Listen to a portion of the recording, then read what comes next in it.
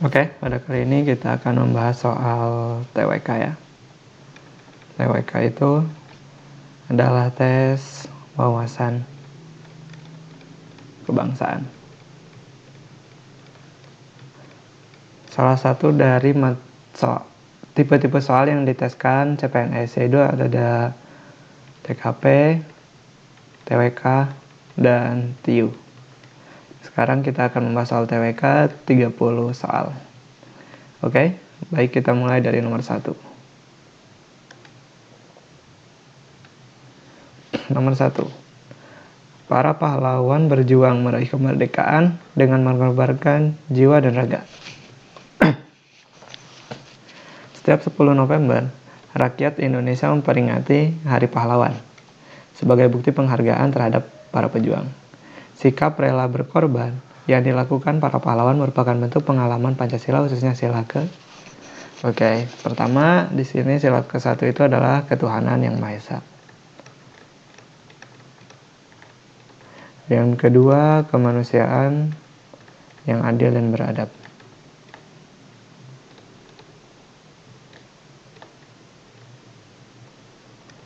Tiga itu persatuan Indonesia. Empatnya yang paling panjang, kerakyatan yang dipimpin oleh hikmat kebijaksanaan dalam permusyawaratan perwakilan. Yang kelima, keadilan sosial bagi seluruh rakyat Indonesia. Oke. Di sini kata kuncinya adalah rela berkorban dan berjuang untuk meraih kemerdekaan. Nah, itu merupakan salah satu contoh pengamalan dari sila ketiga, yaitu berjuang untuk mempersatukan Indonesia. Oke, kita lanjut yang nomor 2. Nomor 2. Peringatan Hari Pahlawan 10 November didasarkan pada Keputusan Presiden nomor 316159, 317159, 316 1960, 317 1960. Nah, jawabannya adalah yang A, yaitu Keputusan Presiden nomor 316 tahun 1959. Di sini membahas tentang peringatan hari-hari nasional yang tidak termasuk hari libur ya.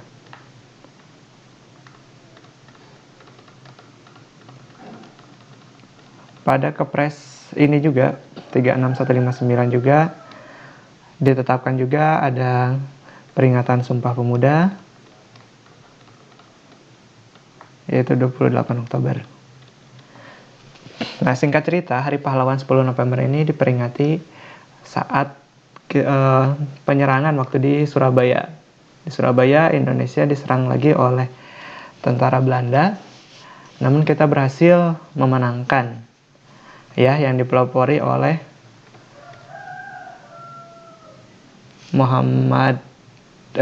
yang dipelopori oleh Bung Tomo dengan orasi-orasi yang sangat monumenalnya.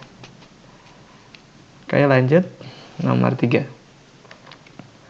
Pada 17 Agustus, pada Agustus 2017, polisi menangkap MFB, seorang pelajar SMK di Medan, yang diduga menghina Presiden Jokowi.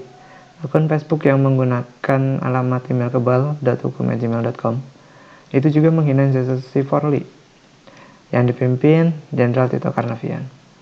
Ternyata MFB menggunakan foto orang lain di sebuah akun Facebook untuk menghina presiden. Oke. Pelaku melakukan ini untuk menghindari pelacakan petugas.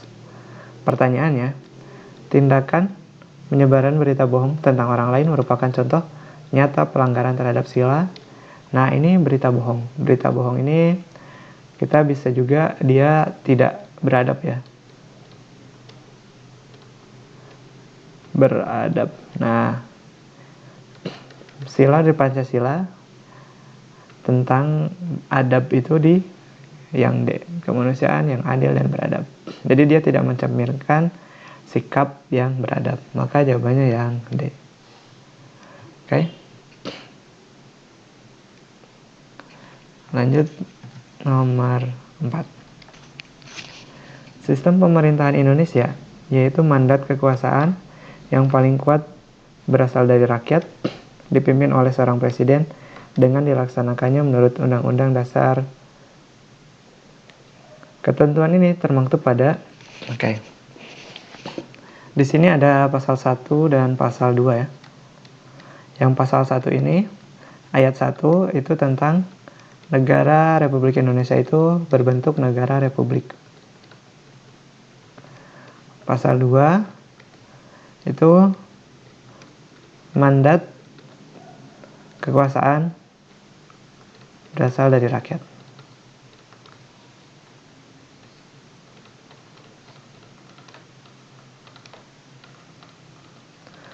Pasal 1 ayat 3 itu negara Indonesia merupakan negara hukum. Kalau yang pasal 2 ini membahas tentang MPR ya.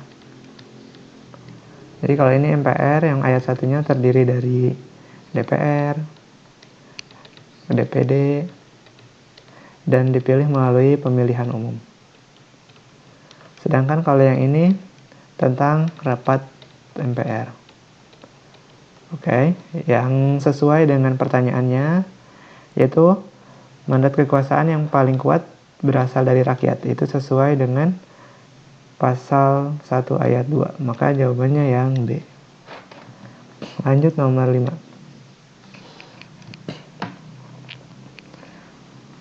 Sistem demokrasi merupakan sistem pemerintah yang berasal dari rakyat dan melibatkan rakyat dalam pemerintahan negara. Salah satu prinsip pemerintahan yang menganut sistem demokrasi adalah hak asasi manusia tidak terjamin, persamaan kedudukan di depan hukum, ketidakbebasan pers, keberpihakan peradilan. Ini sudah jelas ya, jawabannya yang B. Persamaan kedudukan di depan hukum. Lanjut yang nomor 5. Pemerintah daerah berwenang menentukan UMR sesuai dengan kebutuhan dan kondisi yang ada di suatu wilayah. Kebijakan ini dibuat dengan mempertimbangkan banyak hal, baik perusahaan ataupun pekerja yang akan mendapatkan hasil yang seimbang, di mana perusahaan memiliki kemampuan untuk membayar UMR dan pekerja memiliki gaji UMR yang cukup. UMR berkaitan erat dengan pertumbuhan ekonomi suatu daerah. Semakin tinggi kemampuan ekonomi daerah, maka semakin tinggi pula UMR-nya. Wewenang pemerintahan daerah dalam menentukan UMR disebut, di sini pemerintah daerah bukan, administrasi bukan. Ini kekuasaan kurang ya. Di sini ada kebijakan bisa dan otonomi. Jawaban yang benar adalah otonomi daerah, karena di sini ada kata kunci kewenangan dan kebijakan dari pemerintah daerah. Kalau pemerintah daerah itu adalah pelakunya ya. Kita lanjut. Sekolah merupakan salah satu sarana untuk menumbuhkan semangat nasionalisme sejak dini. Organisasi nasional ya, yang mendirikan sekolah yang dipelopori oleh Ki Hajar Dewantara. Ki Hajar Dewantara itu mendirikan Taman Siswa ya. Kalau Muhammadiyah itu oleh Ahmad Dahlan. Maka jawabannya yang D. Lanjut nomor 8. Andi dan Ari terlibat adu mulut di kelas. Pasalnya Andi tidak terima dengan ucapan Ari yang terkesan merendahkan harga diri orang tuanya. Budi melihat kejadian itu dan berusaha melerai. Itu kata kuncinya ya. Tak lama aksi adu mulut berakhir dengan damai. Sikap yang dilakukan Budi merupakan bentuk pengamalan dari sila. Ini sama kayak tentang yang tadi kasus hoax ya. Itu tentang adab, atau berarti kemanusiaan yang adil dan beradab. Itu merupakan sila yang kedua. Maka jawabannya yang B. Lanjut nomor 9. Sebagai dasar negara, nilai Pancasila harus mengikuti segala bentuk perubahan dan perkembangan zaman. tanpa mengubah nilai yang hakiki yang terkandung dalamnya. Nilai Pancasila harus tetap faktual, relevan, dan fungsional sesuai perkembangan zaman.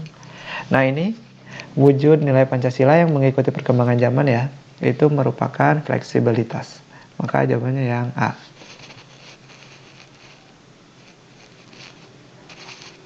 Lanjut, nomor 10. Aisyah adalah anak dari keluarga berada. Ia termasuk murid cerdas di rumah yang memiliki banyak koleksi buku. Aisyah suka bergaul dengan siapapun tanpa membeda-bedakan status sosial. Setiap minggu sore teman-temannya berkunjung ke rumah Aisyah untuk membaca buku. Sikap tidak memilih teman dalam bergaul yang dilakukan Aisyah. Bentuk pengamalan dari khususnya sila ke ini sama seperti yang sebelumnya ya. Jadi sila yang kedua, itu kemanusiaan yang adil dan beradab. Lanjut, nomor 11. Menurut pasal 26 ayat 1 UUD Negara Republik Indonesia tahun 1945, menjadi warga negara Indonesia ialah orang-orang bangsa Indonesia asli dan orang bangsa lain yang disahkan dengan undang-undang sebagai warga negara. Menurut Undang-Undang Nomor 12 2006 tentang Kewarganegaraan Republik Indonesia, asas kewarganegaraan itu yang ada di Indonesia ada berapa? Oke ya, asasnya itu ada yang pertama ius soli. Ini tanah ya, tanah kelahiran. Terus ada ius sanguinis. Ini tentang garis keturunan. Kemudian ada keluarga negaraan tunggal. Dan ada juga keluarga negaraan ganda terbatas. Jadi tunggal itu harus hanya boleh satu, ganda terbatas ini boleh dua, tapi hanya untuk ketika kanak-kanak. Nah, setelah dewasa harus memilih satu. Maka jawabannya ada 4. Yang C. Lanjut, 12. Artijo Alkothar, sosok hakim agung dengan putusan-putusan beraninya mengadil para koruptor. Pada saat beliau menjabat, hakim agung banyak tamu yang datang ke kantor untuk menawarkan uang dan tawaran lainnya. Namun beliau menolak tawaran tersebut. Nilai integritas dari kisah hakim agung Artijo Alkothar adalah, ini sudah jelas ya, dia merupakan sosok yang berani dan adil. Di sini berarti putusan-putusan beraninya dan tidak pandang bulu ya, maka berani dan adil. Jawabannya yang A. Lanjut, nomor 13.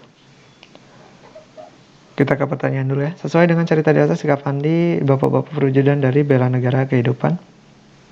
Oke. Andi Rezeki Julian merupakan warga dusun Asam Manis. Ini udah ada kata kunci warga, kemungkinan nih masyarakat ya. Setiap malam satu mereka mendapat giliran untuk menjaga di pos kamling dan berkeliling untuk area dusun tersebut. Ini sudah jelas dia perwujudan bela negara kehidupan lingkungan masyarakat. Maka jawaban yang C. Lanjut, nomor 14.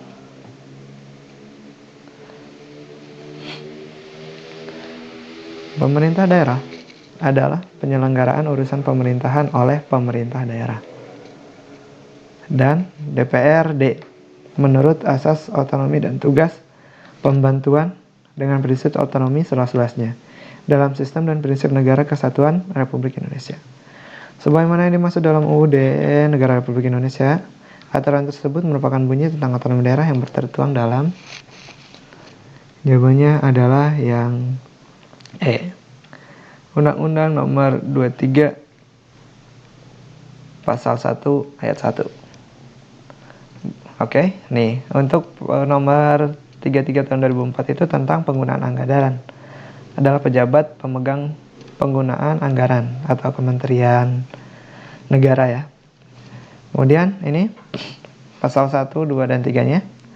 Pemerintah pusat, ini tentang pemerintah pusat memegang kekuasaan pemerintah negara ya. Berarti bukan.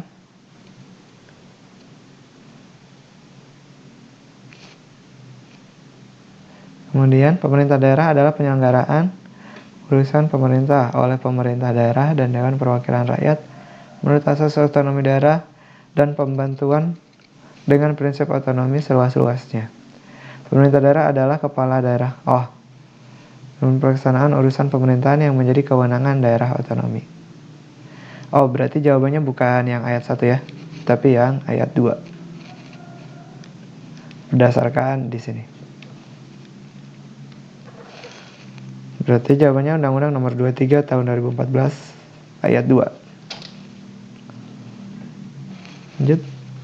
Setiap 5 tahun kita mengadakan pesta demokrasi, yaitu adanya pemilihan presiden dan wakil presiden. Pada tahun 2019 pemilihan jatuh pada 17 April. Oke. Lanjut aja pertanyaan. Sikap masyarakat pada saat pemilihan presiden ini merupakan Pancasila dari, ini kan bentuk musyawarah ya, musyawarah mufakat. Yang ada musyawarah mufakat itu pada sila keempat. Kerakyatan dipimpin oleh hikmat kebijaksanaan dalam permusyawaratan perwakilan. Oke. Lanjut nomor 16. Salah satu prinsip persatuan yang sesuai dari uraian tersebut, Indonesia adalah negara yang beragam. Agama, suku, ras, dan bangsa, bahasa, dan adat istiadat. Tapi perbedaan bukan menjadi penghalang dan perpecahan, namun membuat identitas dari negara Indonesia tersebut. Meskipun berbeda, tetapi negara Indonesia adalah negara kesatuan. Ini merupakan prinsip dari Bhinneka Tunggal Ika. Maka jawaban yang D. Lanjut nomor 17. Tanggal 15 Desember 1945 terjadi pertempuran sengit antara pasukan sekutu Inggris dengan pasukan Divisi 5 Banyumas di bawah pimpinan Kolonel Sudirman. Dalam pertemuan tersebut, pasukan Kolonel Sudirman berhasil merebut kemenangan dari pasukan Inggris. Pasukan tersebut menggunakan taktik infanteri di samping dengan taktik perang gerilya. Dan kemenangan tersebut setiap tanggal 15 Desember diperingati oleh TNI sebagai Hari Infanteri. Dari cerita di atas merupakan perjuangan para pahlawan untuk mempertahankan NKRI yang disebut ini merupakan peristiwa pertempuran Ambarawa ya. Jadi awalnya itu ceritanya, tentara Belanda ingin mengambil tahanan ya, tawanan yang berada di Magelang. Nah, tetapi para tawanannya itu malah diberi senjata oleh mereka. Nah, itu mencuat kemarahan dari TKR ya, Tentara Keamanan Rakyat. Nah, dan disitulah awal mula dari pertempuran. Karena di sini mereka udah mulai menguasai kampung-kampung sekitar dan akhirnya beralih ke Ambarawa. Nah, di situ terjadilah pertempuran yang berhasil dimenangkan oleh pasukan yang dipimpin oleh Kolonel Sudirman. Oke, jawabannya yang B. Kita lanjut nomor 18. Perundingan Linggarjati adalah perundingan antara Indonesia dan Belanda di Linggarjati, Jawa Barat pada tahun 10-15 November 1946 dengan hasil persetujuan mengenai status kemerdekaan Indonesia yang diwakili oleh Sultan Syahrir. Hasil perundingan ditandatangani di Istana Merdeka 15 November. Salah satu hasil perundingan adalah Belanda mengakui secara de facto wilayah Republik Indonesia, yaitu Jawa, Sumatera, dan Madura. Kapan penandatanganan secara sah yang dilakukan oleh dua negara? Ini kata kuncinya dua negara. Kalau penandatangan di Istana Merdeka ini yang tanggal 15 November itu hanya baru Indonesia saja. Kalau untuk dua negara itu yaitu pada tanggal 25 Maret 1947. Jawaban yang A. Lanjut nomor 19. UUD mewajibkan pemerintah memelihara budi pekerti, kemanusiaan yang luhur, dan memegang teguh cita-cita moral rakyat yang luhur. Indonesia mengakui dan percaya kepada Tuhan Yang Maha Esa. Ini penjabaran pokok pikiran keempat. Ini udah jelas ya, kepada ketuhanan Yang Maha Esa. Sila ke-1. Sila pertama adalah ketuhanan Yang Maha Esa. Di sini kan percaya kepada Tuhan Yang Maha Esa. Lanjut. Nomor 20. Nomor 20 ini, sistem kekerabatan adalah sistem di mana anggota suatu kelompok kekerabatan atau keluarga menurut keturunannya. Sistem kekerabatan merupakan bagian yang penting dalam struktur sosial. Oke, ini prolog ya. Ini pertanyaannya. Sistem kekerabatan yang dipakai di Batak Minahasa adalah sistem kekerabatan seperti apa? Oke, sistem kekerabatan itu ada 3 ya. Pertama ada patrilineal. Kemudian kedua ada matrilineal. Yang ketiga ada bilineal. Ini katanya Pak, berarti ini mengikuti ke Bapak. Seperti orang-orang Batak ya, Batak Minahasa, kayak orang Tobing, Sitohang. Nah, kemudian kalau matrilineal mengikuti ke emak kayak ibu. Jadi orang Minangkabau. Kayaknya di Minangkabau yang banyak warisan itu ke perempuan ya. Kemudian bilenial itu campuran atau dua-duanya. Nah, ini bisa ke bapak atau ke ibu. Nah, umumnya ini di Jawa ya. Maka jawabannya Batak Minahasa itu adalah yang patrilineal. Jawabannya B. Lanjut 21. Politik balas budi atau ethische Politik diterjemahkan oleh Konrad Theodor van Deventer. Politik balas budi merupakan suatu pemikiran yang menyatakan bahwa pemerintah kolonial memegang tanggung jawab moral bagi kesejahteraan pribumi. Ada 3 poin yaitu edukasi, irigasi, dan transmigrasi. Kapan politik balas budi terlaksana? Itu pada tanggal 17 September 1901. Yang ini pengecas saja ya. Maka jawabannya yang A. Lanjut nomor 22. 25 Desember di Bandung didirikan organisasi Indonesia Party. Indonesia Party itu perhimpunan Indonesia ya. Tujuan utama Indonesia Party adalah meningkatkan jiwa nasionalisme untuk kemajuan tanah air, berlandaskan jiwa nasional dan mempersiapkan kehidupan rakyat bebas dan merdeka. Pendiri Indonesia Party ini ada 3 orang ya. Nah, pendirinya itu yaitu ada Daus Dekker, Dr. Cipto Mangunkusumo, dan Suwardi Suryadiningrat atau Ki Hajar Dewantara. Oke, jawabannya yang A. Oke, lanjut 23. Lahir tanggal 8 Oktober 1879 di Pasuruan. Beliau adalah seorang tokoh pergerakan Indonesia yang berdarah campuran Indo, yang menentang penjajahan Belanda, yang mendukung perjuangan rakyat Indonesia. Tahun 1912 dikenal sebagai salah satu tokoh 3 serangkai. Yang tadi ya, 3 serangkai yang sebelumnya dibahas, Daus Dekker, Ki Hajar Dewantara, dan Dr. Cipto Mangunkusumo. Beliau merupakan penggagas Nusantara sebagai nama Hindia Belanda yang merdeka. Beliau adalah Daus Dekker. Ada kelihatan dari namanya beliau campuran Indo dan luar ya. Lanjut nomor 24. Soalnya Chandra OSIS sebagai ketua OSIS mencerminkan sikapnya sesuai dengan nilai sila keempat Pancasila di lingkungan. Udah jelas ini ada OSIS ya. Chandra ketua OSIS di SMA Nusantara hari ini adalah jadwal rapat harian OSIS. Ini udah jelas dia di lingkungan sekolah. Lanjut nomor 25. Ini harus muncul. Jong Sumatera berdiri 9 Desember. Para pemimpinnya Muhammad Hatta, Muhammad Yamin, dan Nasir Pamuncak. Salah satu tujuannya adalah, ini ya tujuannya, mempererat hubungan antar siswa asal Sumatera, mengajari para pemuda agar memimpin bangsa, dan mengembangkan budaya Sumatera. Terus serta dalam menyebarkan dan mempermuat paham keindonesiaan, bukan. Menguasai peningkatan pengetahuan umum yang katanya, bukan. Mempererat hubungan, ini. Mengembangkan minat, mempertajam rasa terhadap bangsa dan budaya Indonesia. Maka jawabannya yang C. Sesuai dengan ini poin yang pertama. Lanjut nomor 25. Suku Mentawai dari Kepulauan Mentawai memiliki tradisi unik yaitu tradisi gigi runcing. Tradisi ini merupakan tradisi mengerik atau meruncingkan gigi. Suku Mentawai berasal dari, suku Mentawai itu berasal dari Sumatera Barat. Kan jawabannya yang C.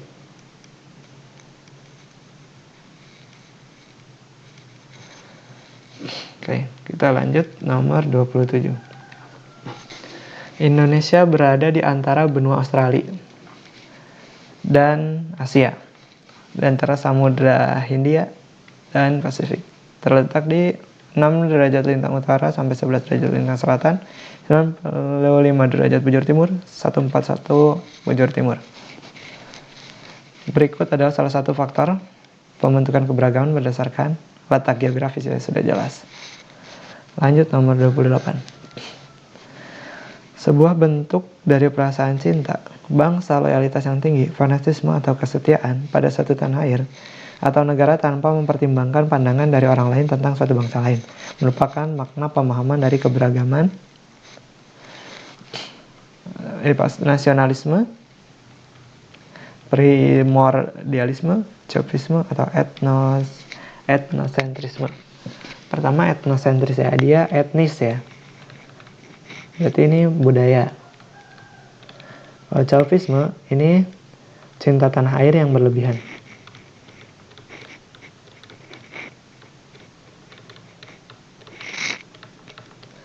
Ini primordialisme. Jadi ini pandangan terhadap ras, suku, agama yang melekat sejak lahir.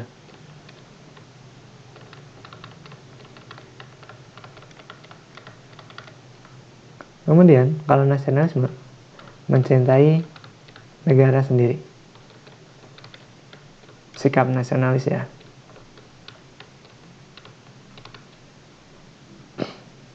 Nah, di sini kan ada dia kesetiaan pada suatu tanah air atau negara tanpa mempertimbangkan pandangan orang lain tentang suatu bangsa lain. Merupakan makna dari pemahaman keberagaman nasionalisme, ya. Kalau chauvinisme, dia lebih condong merendahkan negara bangsa-bangsa lain.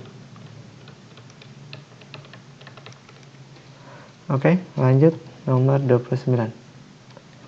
Kedaulatan adalah kekuasaan tertinggi pada suatu negara yang berlaku terhadap wilayah dalam negara tersebut.